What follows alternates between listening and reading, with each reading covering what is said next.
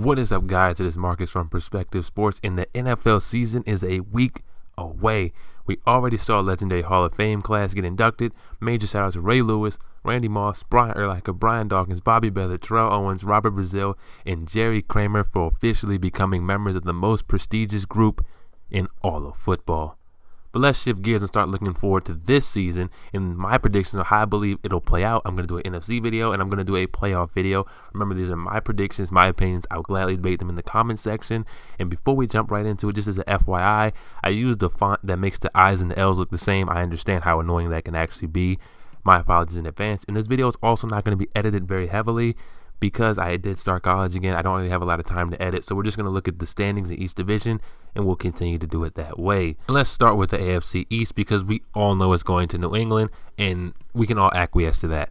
The New England Patriots may have lost Deion Lewis and Malcolm Butler to the Tennessee Titans, but they brought back Rex Burkhead on a 2-year deal, who, when he played efficiently. On top of that, they drafted Sony Michel from the University of Georgia and signed Jeremy Hill to a 1-year deal to get their running back core looking like a Patriots running back core. And by that I mean done by a committee system with players who specialize in certain areas but can do multiple things if asked to do so. They also drafted cornerback Duke Dawson, who's 5'10", 202, and according to reports has emerged as the top choice at the slot cornerback position. And the Patriots still have Stephon Gilmore as the top corner and Eric Rowe and Tyrus Jones as viable number 2 options. The Patriots still have a high-level safety core with the likes of Devin McCourty and Patrick Chung, and a front seven that includes players like Dante Hightower, Nick Van Noy, Malcolm Brown, Danny Shelton, and newly acquired Adrian Claiborne. The Patriots also, you can say, added some depth to the O-line position. They lost Nate Solder, which was a huge loss, but they still have a solid rotation of big guys up front to protect Tom Brady, who have a ton of quality options to throw to with Cordell Patterson. Definitely looking good. He'll be joining Julian Edelman, Chris Hogan, Rob Gronkowski, Dwayne Allen, and Malcolm Mitchell. Now we look at the rest of the division. The second best team in the division has a rookie quarterback, and essentially a rookie quarterback in the Buffalo Bills.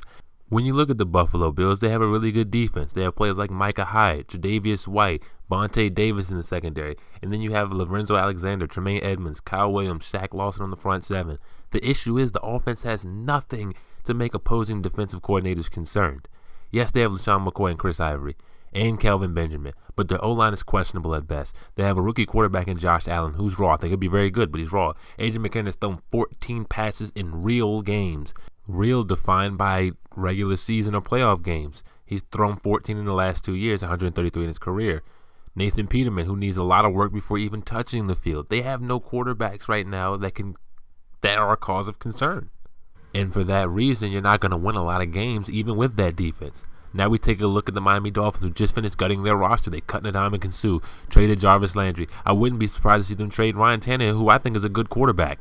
I mean, he's not great, spectacular, or anything off the charts. He's not going to blow your mind when you watch him play. But nonetheless, he's a productive quarterback that I would like to have on my roster. Probably not on the contract he's on, but he's a good quarterback. But the Dolphins are preparing for a full-fledged rebuild and won't be giving many teams any trouble this season. And finally, we have the New York Jets, who we all know are building towards the future. They're used this year to groom Sam Darnold. He'll get a lot of playing time, and that's confirmed by the fact they just traded Teddy Bridgewater to the New Orleans Saints. Now let's move on to another division in the AFC that has a clear winner, and that would be the AFC North. The Pittsburgh Steelers have an absolutely loaded roster, especially on the offensive end of the ball. Yes, I do have the Steelers still going 12-4, even with the Le'Veon Bell debacle going on, because I don't think Bell will sit out during the regular season. And when you look at the Steelers' offense, and you may have heard this before, but they have one of the best receiving corps in football, if not the best, with Antonio Brown, Juju Smith-Schuster, Darius Hayward-Bay, James Washington, who can be productive, Eli Roger, Jesse James, and the list goes on.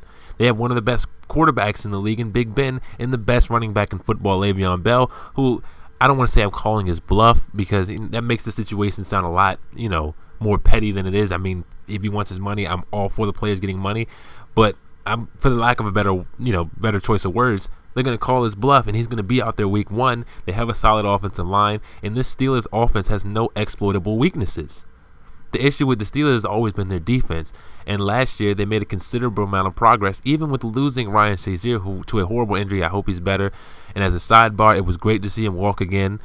But the Steelers ranked 11th in points per game allowed and 5th in yards per game allowed. They drafted well, in my opinion, adding to their secondary. I strongly believe Terrell Edmunds and Marcus Allen, their first round and fifth round picks, will see time in addition to the veteran core of Joe Hayden and Morgan Brunette, who they signed away from Green Bay. They have a formidable front seven with Bud Dupree, John Bostic, and Cameron Hayward, etc. So the Steelers are going to be a very good team. I think Le'Veon Bell will be there week 1. And even if he isn't, this team is still good enough to go 12-4. Have you seen their running backs in the preseason? They're no Le'Veon Bell, but they're productive backs. Coming in the second place at 7-9, I have the Baltimore Ravens, mainly because their offense lacks explosiveness. The Ravens went out and got Joe Flacco, a decent core of receivers, and Willie Snead, Michael Crabtree, and John Brown. But I don't think that'll be enough to get the Ravens into the postseason or even finish above 500.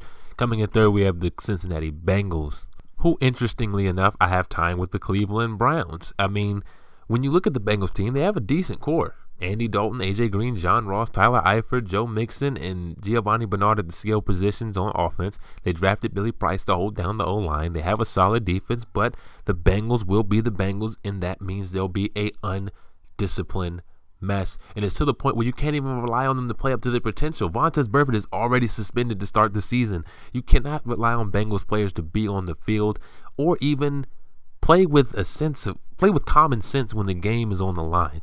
So it's hard for me to pick the Bengals to be successful in any fashion I can't even fathom them being in the playoffs this year. And finally, I have the Cleveland Browns coming in at 4-11-1, making progress, won 4 more games than last year. But I like the job new GM John Dorsey has done with his team, trading for Jarvis Landry and Tyrod Taylor, drafting Baker Mayfield, who I'm on the fence about, but I think he'll be a good quarterback. He's winning me over. Denzel Ward to put with the core of Myles Garrett, Julius Peppers, and newly signed E.J. Gaines. I really like the direction the Browns are heading in, and they're doing all the right things. Now let's move on to a very interesting division, and that's the AFC South. And this prediction is going to make a few people upset because the Jacksonville Jaguars, believe it or not, are going to take a step back. They benefited from Houston and Indianapolis being banged up, missing their starting quarterbacks. They struggled to beat Tennessee. Actually, they didn't beat Tennessee last year at all.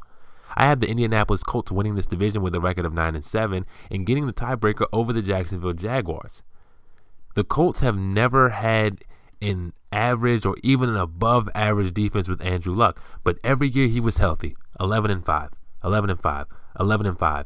This year they have Quentin Nelson, who they took with the 6th overall pick. T.Y. Hilton's numbers are going to jump. The defense has improved, but the only reason I don't see them going 11-5 this year with Luck like they've done in every other year he's been healthy, it's because of how improved the division is. If we're going to be fair, it was 11-5, 11-5, 11-5. The division wasn't all that good. But at the same time, the Jaguars, you got to hear me out. I'm going to say it again. They benefited from the Texans and Colts being banged up. They couldn't beat the Tennessee Titans and played a last place schedule and only went 10-6. I believe they split those series with Indianapolis and Houston if they're healthy last year, and that means they go 8-8. The Jaguars still have a great defense this year, but they lost their top receiver in Allen Hurns, meaning they're going to be even more run heavy than usual. Last year, they ranked dead last in pass play percentage at 50.51. This limits their upside, in my opinion. Everybody knows you're running the ball. Yes, Leonard Fournette can ball. But if everybody knows you're running the ball, we're going to load the box and make Blake Bortles throw. And at 9 times out of 10, you're not going to call a pass play, which really limits the Jacksonville Jaguars. Now, I'm actually a Blake Bortles supporter. I think the guy can play. But we all know they're going to be even more run heavy than they were last year. That 50.51 is going to drop to 49 or 48%, meaning you're running the ball 51 or 52% of the time. And you can't win like that in today's football. No matter how good your defense is, no matter how good your running back is. The Steelers don't run that often. The Cardinals don't run that often. The Rams don't run that often. The Eagles with their committee system don't run that often. And those are high-level competitive teams. The Jaguars, you're no exception to the rule. If you can't throw the ball, you're not going to win in today's football, and that's why I'm choosing you to take a step back, giving the Colts back the number 1 spot. And let's move on to the Tennessee Titans and Houston Texans, who are tied at 8-8. The tiebreaker went to the Tennessee Titans. Both of these teams have a legitimate shot at making the playoffs because both of these teams have one of the more balanced rosters in football. And now let's move on to the AFC West. This will be another closely contested division with the winner coming out at 9-7, and I believe that'll be the Los Angeles Chargers via a Week 17 victory over the Denver Broncos. When you look at the Chargers over the last 2 seasons, they're literally a kicker away from making the postseason both times.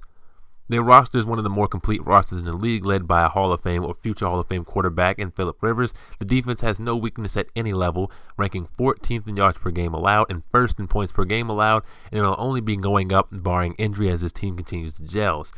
As for the offense, Phillip Rivers will be without Antonio Gates. As of right now, we don't know if they're going to bring him back, but we're going to just move on as if they're not going to bring him back. But he still has Keenan Allen, who's coming off career highs in targets, receptions, and receiving yards, Mike Williams, who's slated to see more time this season, and Melvin Gordon, who's coming off his first 1,000-yard season. Coming in second, we have the Denver Broncos, who are also 9-7, and like this Chargers team, has a stout defense with high-level corners, even though they'll be without Aqib Talib now, who plays for the Los Angeles Rams, which I think will affect them more than most people would imagine. But they still have a top 3 to 10 defense in football. Offensively, they'll finally have a competent quarterback in Case Keenum, who will have a ton of weapons at his disposal. You'll have Demaryius Thomas, Emmanuel Sanders, Jake Butt, but the question is still their O-line and running back core, which is going to hold this team back. And in third place, we have the Kansas City Chiefs, who will take a step back without the help of Alex Smith, who is now a Washington Redskin. Patrick Mahomes will be a good quarterback in my opinion, but this will be a learning year for him. He's still essentially a rookie. He has the pieces around him to be successful in Kareem Hunt, Tyreek Hill, Sammy Watkins, Charles West, and a formidable defense, but he'll have to play defenses like the Chargers and Broncos twice. He'll have to play teams like the Steelers, 49ers, Jacksonville, Patriots, Rams. Their schedule is an absolute gauntlet. And insert essentially a rookie quarterback, and that's what I'm going to call these guys like A.J. McCarron and Patrick Mahomes are essentially rookies. Against that kind of schedule, that's what we call baptism by fire. And finally, we have the Oakland Raiders, who I have coming in at 6-10, mainly because their defense is so questionable. Khalil Mack is holding out. He actually might get traded. And I think he's willing to miss games, meaning their already bad defense just lost the Defensive Player of the Year and is now atrocious. Yes, their offense has a ton of weapons like Amari Cooper, Jordy Nelson, Martavis Bryant, a great O-line, and Derek Carr, but that defense will hold them back by a lot. Now let's look at the playoff picture. Claiming the number 1 and 2 spot are two teams who we're very familiar with. Number 1 is the New England Patriots at 13-3. Number 2 is the Pittsburgh Steelers at 12-4. Number 3 is the Los Angeles Chargers at 9-7. Number 4 is the Indianapolis Colts at 9-7. Number 5 is the Denver Broncos at 9-7. And at number 6 is the Jacksonville Jaguars at 9-7. A lot of 9-7s in the AFC. But let me know what you guys think down in the comment section. You get a look at the wild card games. We'll definitely be making a playoff video right after the NFC. Make sure you watch both of those videos coming up. It's going to be very exciting. I'm really eager to see what you think about my predictions and what yours look like. Let me know down in the comment section what you think. I'll see you there.